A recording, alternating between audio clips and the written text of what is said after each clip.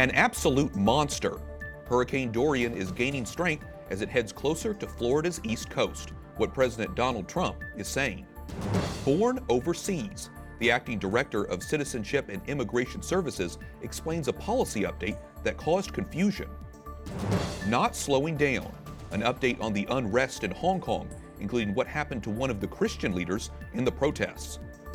And Aquinas 101. We hear about an initiative to teach the faithful about one of the doctors of the church. On EWTN News Nightly for Friday, August 30th, 2019.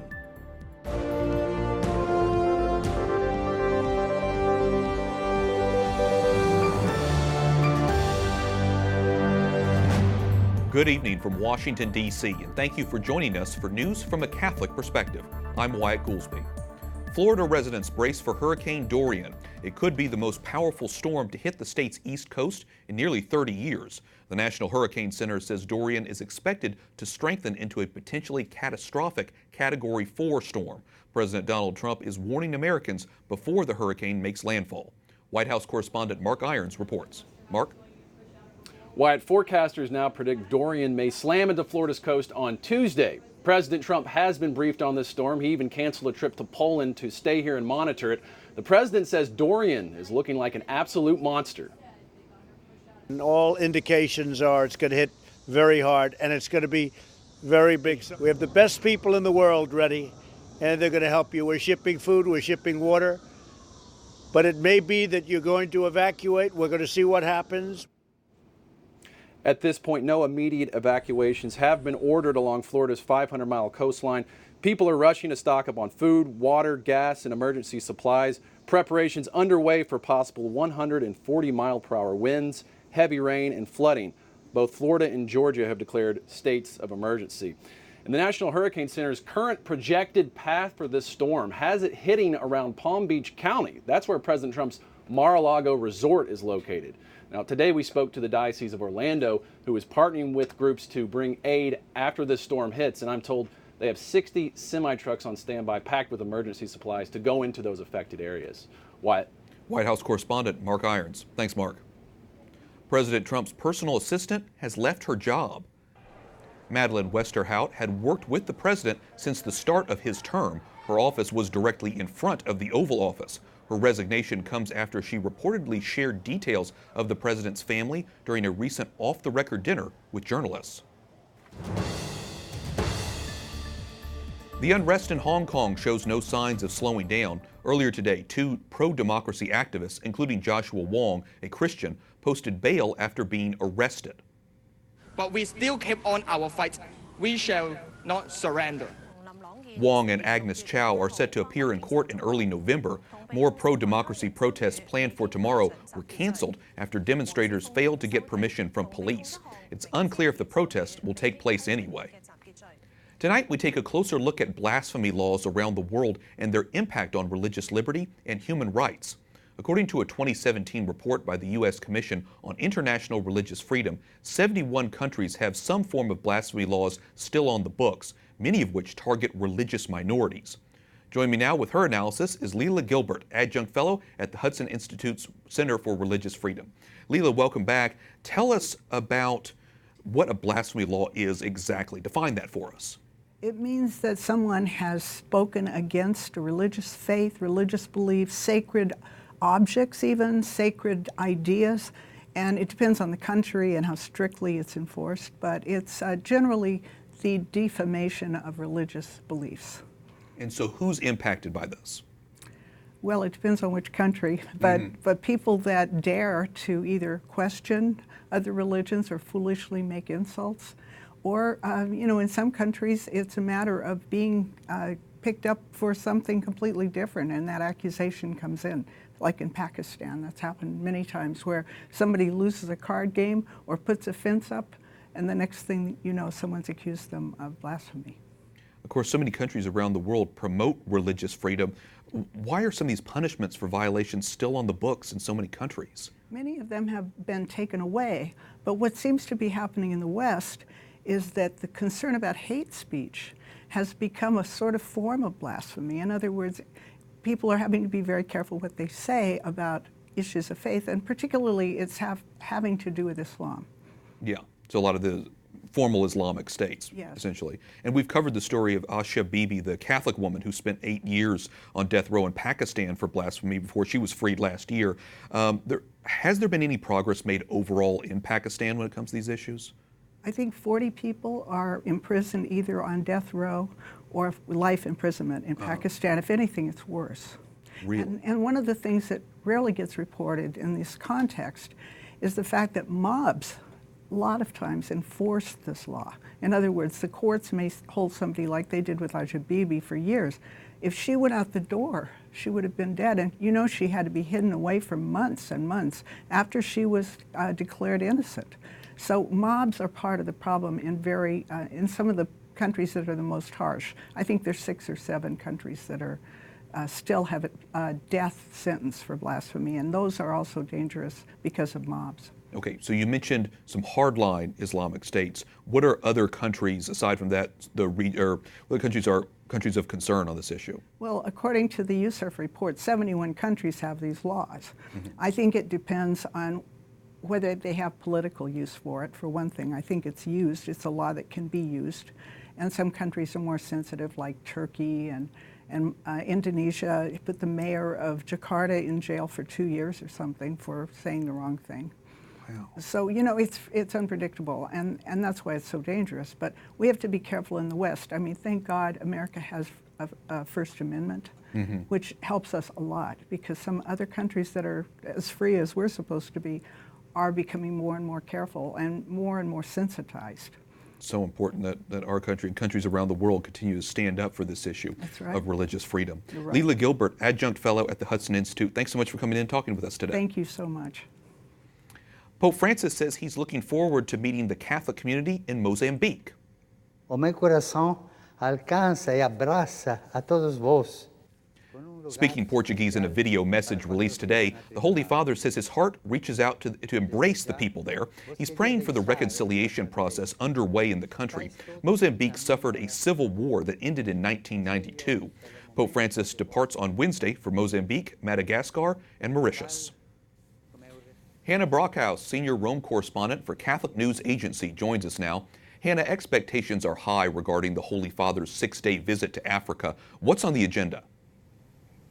Well, Wyatt, in addition to the Pope's usual visits with priests and religious, bishops, Holy Mass, and with authorities, he will also be making a couple of other special stops, including one to a Catholic shrine in Port Louis in Mauritius.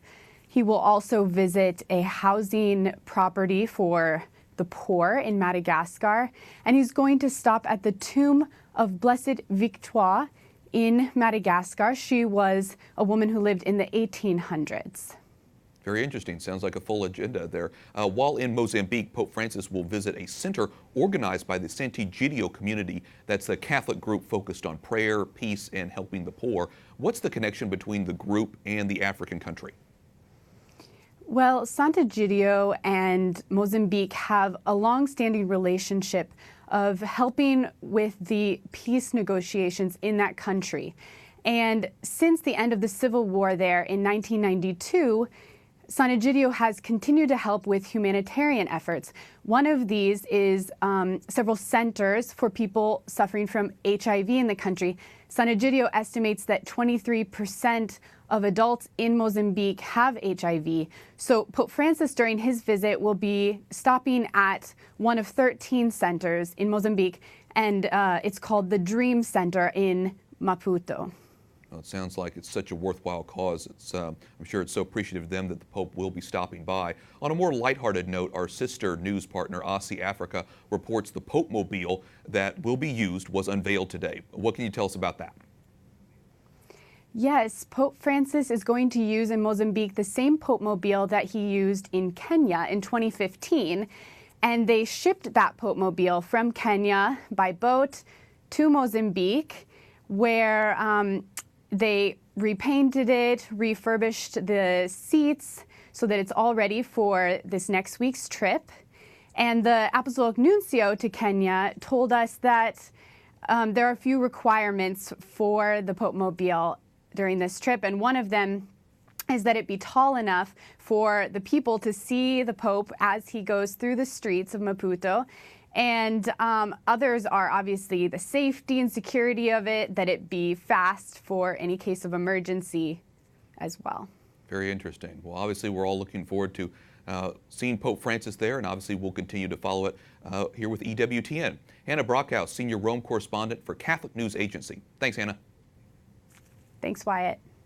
Pope Francis attends the funeral mass for Italian Cardinal Achille Silvestrini in Rome.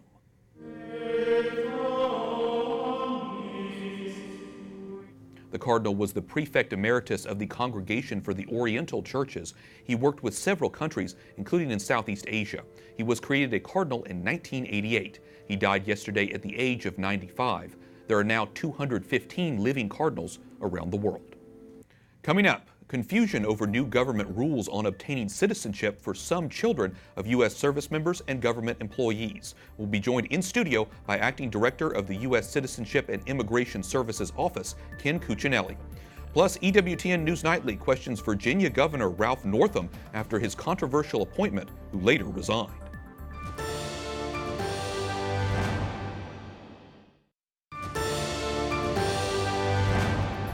U.S. Citizenship and Immigration Services updates its policy manual as it relates to citizenship for children of certain government employees and members of the military stationed outside the United States.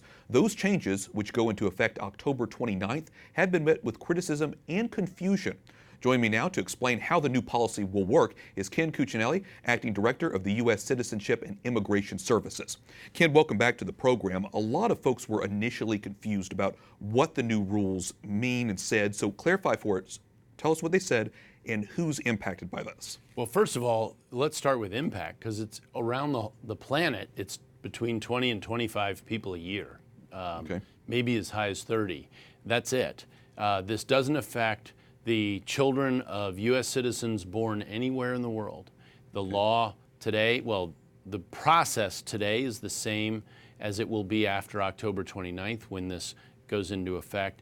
All we've done here is conform the USCIS, the agency I lead's process, with the State Department's process. The State Department was acting consistent with the law as Congress wrote it, and USCIS was not. So we had to bring ourselves into conformity. And all that means for people living overseas on a temporary basis is that when they have a child who they may adopt, or say a service member gets married to a citizen of another country and adopts the child of that spouse, for instance, when they come back to this country, they now fill out an N600K form instead of an N600. It's literally that different. That's it. Is a new form, same price, same time. This all stems, Wyatt, from the definition or the use of in residence in the United States. So a child becoming a citizen becomes a legal permanent resident, or their parent is a legal permanent resident, and they have to have a certain amount of residency time in the United States. Before this October 29th, USCIS was treating living on a military base in another country the same as residents in the United States, and the law that Congress passed doesn't say that. So we had to get in line with the law. So how have you been responding to people who are confused or are criticizing, reaching out? What do you try to tell them? Well, first of all, we've been trying to clarify just how simple this change is. It only changes process. All the same people today who are citizens would be born citizens, will be born citizens after October 29th. People today who can become citizens will be able to become citizens after October 29th. So it doesn't change who becomes a U.S. citizen. It just changes the process by which they have to accomplish this. And it sparked really because reporting started so inaccurately. I mean, you saw headlines, Wyatt, that said things like, we're going to deny citizenship to U.S. citizen service members serving overseas, their children. And that's just outrageously untrue. The Speaker of the House herself was saying, oh, this affects birthright citizenship. It doesn't touch birthright citizenship. It has nothing to do with it. So what we ended up doing is responding to this massive media furor over almost nothing except the unwillingness of some reporters to actually figure out what was going on. And by the way, that includes reporters who didn't even bother to call our agency to check their facts. Okay, very good. People want to learn more. Where do they go? Well, they can go right to our website, uscis.gov. And obviously this has been a big deal for us, and the news there, we've been covering it, and we've been very upfront in responding to the confusion that has resulted in this.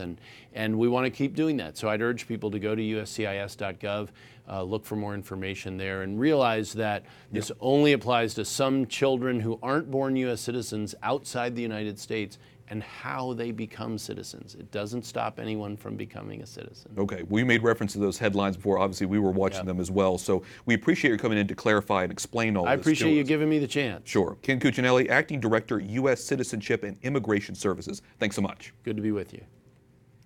Virginia's governor refuses to apologize to Catholics. Governor Ralph Northam appointed a woman who tweeted offensive statements against the church. That new appointee, Gail Gordon Donegan, would have been part of the advisory group, the Virginia Council on Women.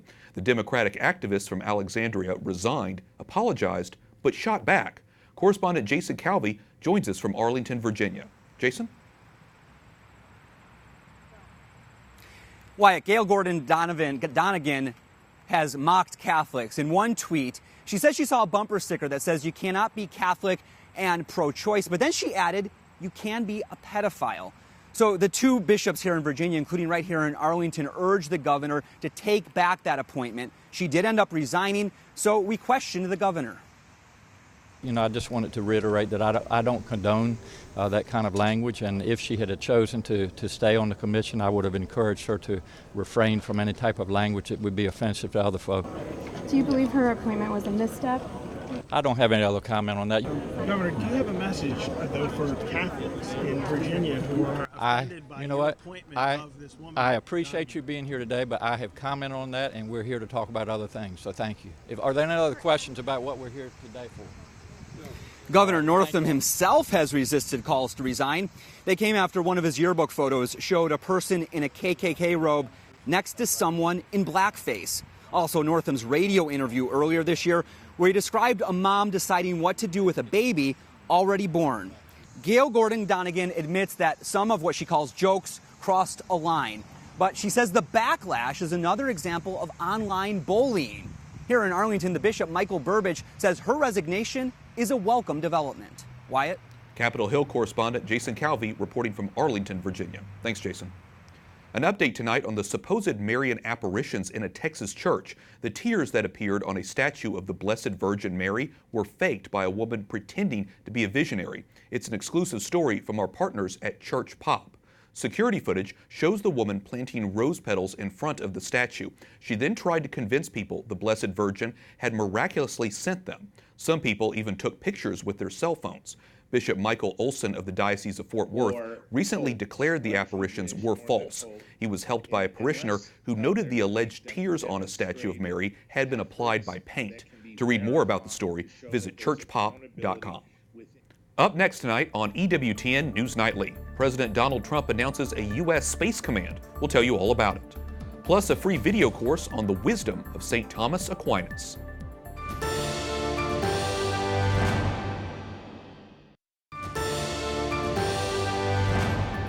President Trump says he's taking the next step to protect America with the official establishment of the U.S. Military Space Command. It's a big deal.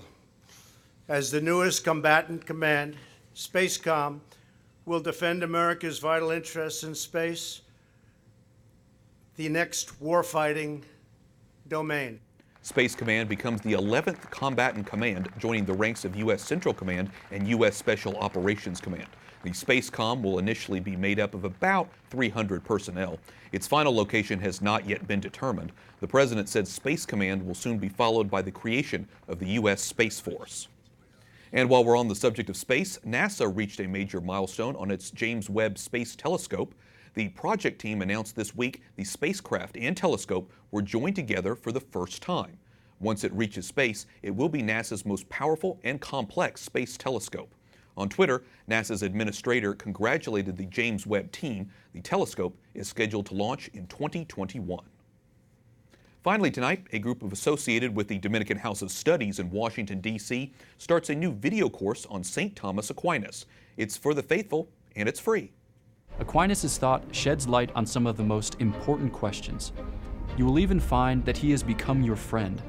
Aquinas 101 is being taught by the Thomistic Institute, which has chapters on more than 50 college campuses worldwide. The course will include 2 emails each week and a total of 86 videos. Join us now is Father Dominic Legge, the head of the Thomistic Institute and professor of theology at the Dominican House of Studies in Washington, D.C. Father, welcome back. Aquinas 101 is open to anyone who wants to learn about the saint. Tell us, though, not just intellectually, but how Thomas Aquinas can help us in growing closer to God. Well, you know, Thomas Aquinas is one of the history's great philosophers and theologians. He's one of the common doctor. He's the common doctor of the church. And he teaches us a way to raise our minds to God, how to love God not just with our heart, but also with our minds. And even more than that, he shows us a way that we can come to know God and configure our lives to his plan for us, even more profoundly, configure our lives to Christ. Aquinas has perhaps the richest way of speaking about that so that you can be an armchair contemplative, an armchair theologian, and that's what this series is aimed to help people do. So tell us more about how the course works. For instance, how long are the videos themselves? So these are short videos, 3 minutes, 5 minutes. A few of them will be a little longer, 7 minutes or so. And the idea is basically to walk you through the thought of Thomas Aquinas for beginners so that people who are perhaps interested in learning more will have an access point so that they can learn to read Aquinas themselves. Excellent. So how much work goes in? I mean, I know the Thomistic Institute does so much work with college students. So are the young adults, are the millennials, are they the target audience for these? Well, that was really the first reason why we made the videos, because we're present on so many college campuses, and a lot of students come to us and say, I'd like to know more about Aquinas, how can I start? And we wanted to have a systematic introduction to Aquinas. So that's something that actually doesn't really exist, and this is in a format that's very easy to access. But in fact, it's made accessible for anyone who's interested in learning more about Aquinas and the great Catholic intellectual tradition. Okay, so where are people going to go to take Aquinas 101? Yeah, you just go to aquinas101.com. You can sign up for the course. There's lots of the videos. Some of the videos are there already. The first video course begins on September 3rd, so just next week. And if someone's, obviously this is going to appeal to Catholics, if someone's not Catholic and wants to learn, I'm assuming this is approachable to them. Oh, absolutely. It's open to anyone from wherever in the world. And actually we have people from across the world who are already signing up. And, you know, Aquinas is not just a Catholic theologian. He is also one of the world's greatest philosophers. He's somebody who speaks to people of every faith, and also every Christian should know something about Aquinas. So like I say, this is the latest project. Tell us any other interesting project the Institute's working on. Well, our campus chapters, that is, we have groups of students on college campuses around the country who bring Catholic intellectuals to speak on their campuses. That is our main work, and that is just taking off. We're adding new campuses every semester, and we're putting on hundreds and hundreds of events around the country. It's extremely exciting and very edifying to see the way young people are so excited about learning more about the Catholic intellectual tradition. But we also have lots of podcasts. Every talk that is given on a campus goes up on our podcast, and your viewers can check those out by going to our website. Excellent, very good. Well, so happy to hear about the work that you guys do and how it's growing, and so many college students and students all around the world are learning more about this. Father Dominic Legge from the Dominican House of Studies in Washington, D.C., thanks very much for coming on. Thanks for having me. And that concludes our newscast for tonight. We thank you for watching. For the entire EWTN News Nightly team, I'm Wyatt Goolsby. There will be special programming airing on Monday for the Labor Day holiday, but we'll be back on Tuesday to bring you more news from a Catholic perspective. Good night, and God bless.